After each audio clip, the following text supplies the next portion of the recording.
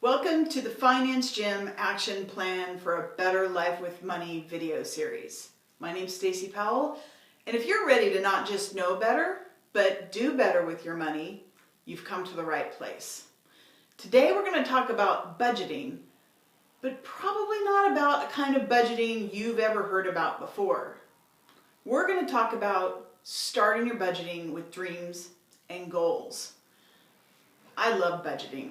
As an accountant, I've done budgeting forever with other people's money, with other business owners' money, lots and lots with my own. It's kind of second nature for me, and it's fun and something that I'm really good at. But back when I was really struggling with my money and asking other people for help, I was told to do something with my budgeting that seemed absolutely ridiculous to me.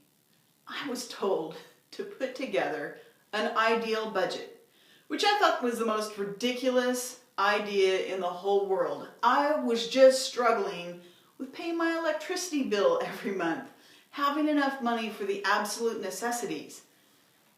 And they wanted me to put together an ideal budget? Like, what good was that gonna do?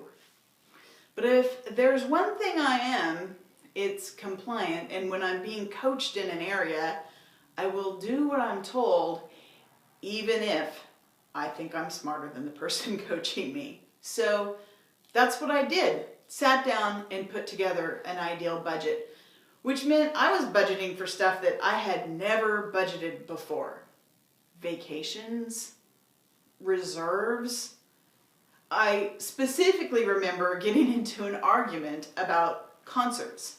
It's not that I don't like music, I do, but it seemed to me at the time really irresponsible for me to be setting aside money to go to concerts when I wasn't keeping up with my obligations that I already had.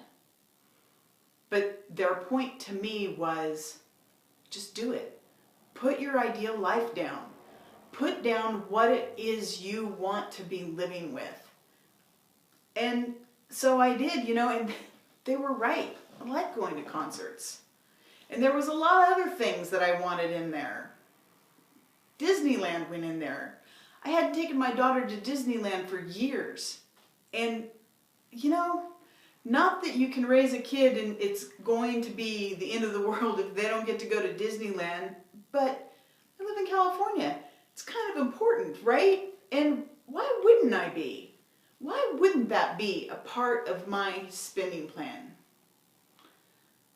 You know what I learned about that ideal plan, the epiphany that I had, was that when we create these budgets around our actual expenses, our actual obligations, it's all about constriction and fitting in what we have to do, and nothing about our future, our dreams, our goals. When I had this ideal budget sitting there that was way out of what I was able to do at the time, a couple of different things happened to me. One, it made me realize I was not living the life I wanted to live. And there was no amount of tightening my budget anymore. My problem was income. And so it really helped me focus on the fact that I didn't need to be looking at those expenses. What I needed to be looking at was growing my income. And so I started working on that.